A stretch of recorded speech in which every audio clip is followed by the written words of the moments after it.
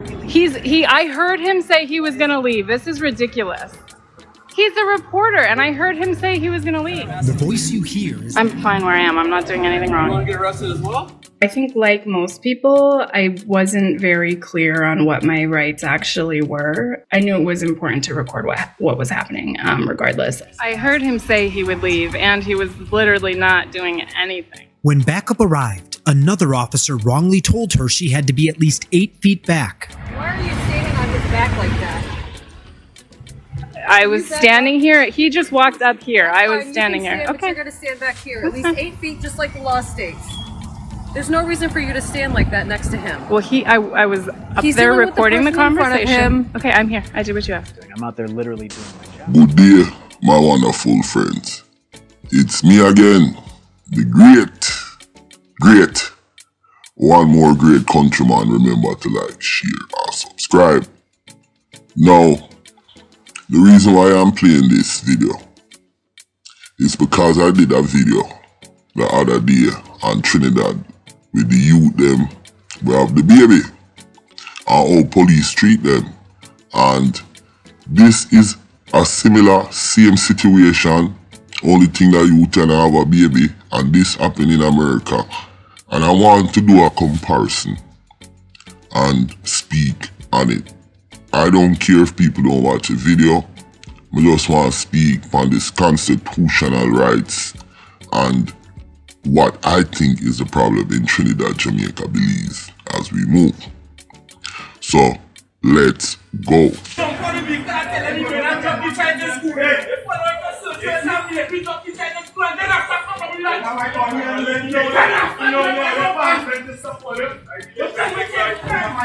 A few minutes later, a male officer walks up to the man holding the child, and you can see for yourself what happens next.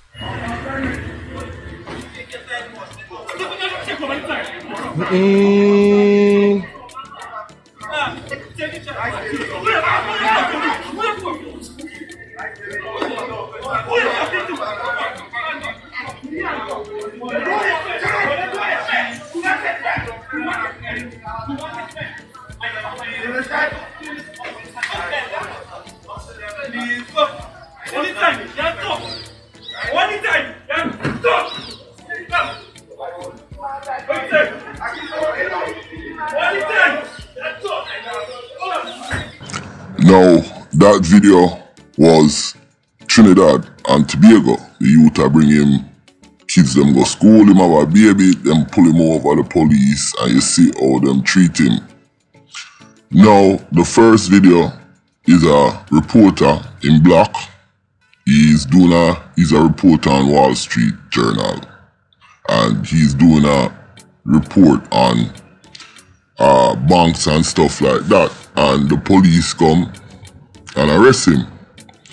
Now, there is a lot of similarity with these two videos. Passerby videotape that you can hear the guy in the Trinidad thing say, "Oh my God," and you see the lady, she was at the bank, and she said the guy asked her, you know, she wouldn't mind participating in a story with the Wall Street Journal. And she said yes and whatnot. The police came. Now, even though there are similarities, there are fundamental differences with these two things, and this brings me into the conversation of our rights as citizens. There are certain fundamental rights that we have as citizens, of people living in our country, which once that constitutional right, those rights are eroded and violated, you're gonna have two different outcomes. I am gonna play both videos in full so they can get the understanding of what I'm talking about. But before I play the video, there is some fundamental difference that I want to kind of touch on. Now, in America, the lady, which was a white lady using the bank, she didn't like what the police was doing. And she got up in front of the police, took out her phone, because the police them didn't submit any video or body footage. And she videotaped it. Now, the police tried to intimidate this lady. And she stood up and said this was wrong and wasn't afraid.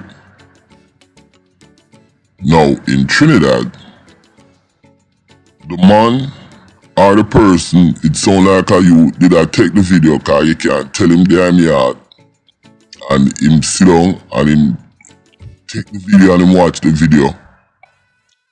And he didn't even go across the street. He stood from afar, you can tell him zoom in. He was totally afraid, didn't want to involve himself so the police see him, attack him or whatever. But do you guys notice that? And these little things, which to me is not little, it's the biggest thing, is the fundamental problem with Jamaica, Trinidad, Belize, and the list goes on. St. Kitts, this, that. Our constitutional rights are totally eroded.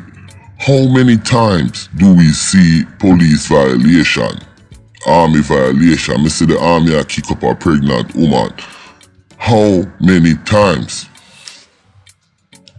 But there is no justice, because if I was a police, senior police, and I see a video like this, all of those officers would be removed from the force. Now, I am gonna play the response from the American system, the American video, and jump back in, and then I'm gonna play the response from the Trinidad. But my thing is, like I said, it's very unsettling what we have to go through as citizens of Jamaica, Trinidad, Belize, and those places. I am, like I said, I am a nationalist, and what that means, country first, the Caribbean first, and I would love to see these talking heads in government do a lot more. And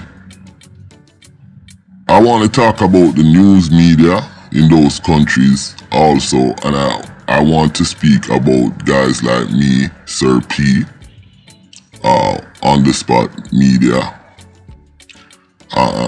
as to what's going on. Because yo, me, like I said, I can't just rebroadcast. I'm kind of pushing constitutional issues and stuff like that, as well as get rid of the gang them and real changes.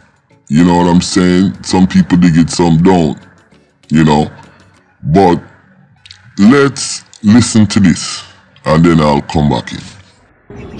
I heard him say he was gonna leave. This is ridiculous. He's a reporter, and I heard him say he was gonna leave. The voice you hear is that of Caitlin Parody. You know, I feel really strongly that no one should have been treated like that, and that, like I said, it was racist and also really concerning, given that, you know, he is a journalist. You absolutely did not need to cuff him. What Caitlin saw. And as I walked in, you know, Dion, who I didn't know was Dion at the time, was standing outside, and he identified himself as a reporter with the Wall Street Journal and asked me, if I'd be interested in participating in a story. I asked him a little bit more about the story. I decided I didn't want to participate. We had a perfectly cordial, nice interaction, and I went inside. So he was very clear with you up front. You said it was cordial, no issue with you. No, and I went inside, and when I got inside, I was like filling out my deposit form before I walked up to the teller, and I saw a police officer talking to the bank manager. This is ridiculous. This is the most obscene thing I think I've ever seen. That's why she started to get a bad feeling, one she said was confirmed when she got back outside. What made you think like, hey, you know what? I'd better, go stand over there and capture this video? It was just so egregious to me that they were handcuffing a reporter, and that it happened at the speed at which it happened. Caitlin and Dion both believe it's likely that her recording kept him from being arrested. And in Officer Caleb Zimmerman's incident report, he wrote that Dion committed trespassing, that there was probable cause to arrest him. The officer also claimed bank employees told Dion to leave, something the reporter says is not true. My husband's a journalist. He's also white, as am I. And in that moment, I just knew that he wouldn't be in handcuffs if things had gone the same way. Her husband does not work for ABC 15 or the Wall Street Journal. Now, Caitlin's recording also raises additional concerns, like the officer threatening to arrest her. I'm fine where I am. I'm not doing anything wrong. You want to get arrested as well? I think, like most people, I wasn't very clear on what my rights actually were. I knew it was important to record what was happening, regardless. I heard him say he would leave, and he was literally not doing anything. When backup arrived, another officer wrongly told her she had to be at least 8 feet back. Why are you standing on his back like that? I was standing here. He just walked up here. I was standing here. Okay. You're going to stand back here. At least 8 feet, just like the law states. There's no reason for you to stand like that next to him. Well, I was up there recording the conversation. Okay, I'm here. I did what you asked. I'm out there literally doing my job. And the reporter told us he filed a complaint and got a call weeks later saying the officer did nothing wrong. Caitlin told us she also filed one. You actually also called in a complaint? Yes, I called the Standards Bureau, but they called me back and told me that the investigation was closed, that they had found no wrongdoing, and that the officer had probable cause. Now that contradicts statements from Phoenix. They claim it's under internal investigation and has been since November 28th. The problem, both the reporter and Caitlin say, they got calls telling them it was closed and nothing was wrong weeks after that. We asked Phoenix to explain the discrepancy, and this is what they just emailed us. Quote, "The administrative process began on November 28th. The investigation remains open and was never closed." I think there's a track record with the police department that this unfortunately falls in line with, a part of a pattern of really, really poor, really aggressive, and really racist policing. I'm investigating. Now, when you hear that, the lady file a complaint, the man file a complaint. What is very important right here is once the journalists from Arizona got a hold of this, it became a major story and they put it on the news. And not only did they put it on the news, they do investigative report. That brings me to what the Trinidad journalists did and how they approach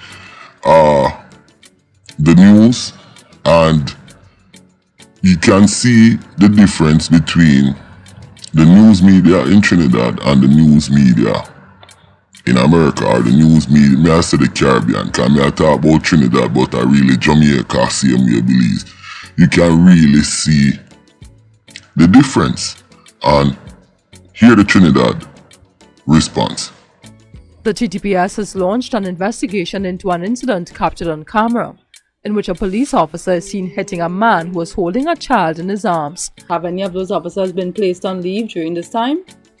The investigation that investigation started today, and I cannot say what will be the outcome, but we are reviewing the whole circumstances surrounding the arrest and what we have seen on the video thus far. The Police Complaints Authority has also initiated an investigation As for the civilians, the TTPS confirms that charges have been laid. What was your reason for pulling them over? Well, I as I said, I wouldn't want to go into the details of the arrest, but to say that charges ranging from disorderly behavior, resisting arrest, assaulting a police officer, possession of camouflage, and also obstruction. So those matters, they appeared before the court. The TTPS could not confirm claims that the child was injured in the incident. However, the police are advising members of the public to comply with officers' directives and to be extra mindful if children are present. Avoid as much as possible that type of confrontation. Now, you hear the Trinidad journalist, all she spoke about is pretty much a little phone call to the police, and then the police say everything is under investigation. Them charge the youth, them take him to jail, which in Phoenix they didn't do that. And pretty much send out a threat to the public saying, listen, when a police say do this, you need to do it, and you need to do what the police them say, even if it's wrong. Now, that's what I'm talking about. And like I said, these two videos show the difference. Now, I said I was gonna touch on the media, and I think we as vloggers is one of the best thing ever happened to the Blowout Caribbean, because when you listen to all these journalists or so-called news people in Jamaica, Trinidad and thing do the news, there is no investigative reporting, and you can see it in everyday crime situation. Even the pastor of Portmore, his murder is screaming wife, wife, wife, and for heaven's sake, there is no investigative journalism or journalist who goes down and talk. I don't know if it's because when I guess when they're doing the news and crime, they kind of know the underline and the underbelly and the evil that lures, and nobody wants to be killed by a police or be threatened by gangs or whatever. I don't know. But as far as I'm concerned, the Trinidad journalists them and Jamaican journalists them need to put in the back of a 18-wheeler and dump. When you hear what me I say, dump in the Caribbean Sea.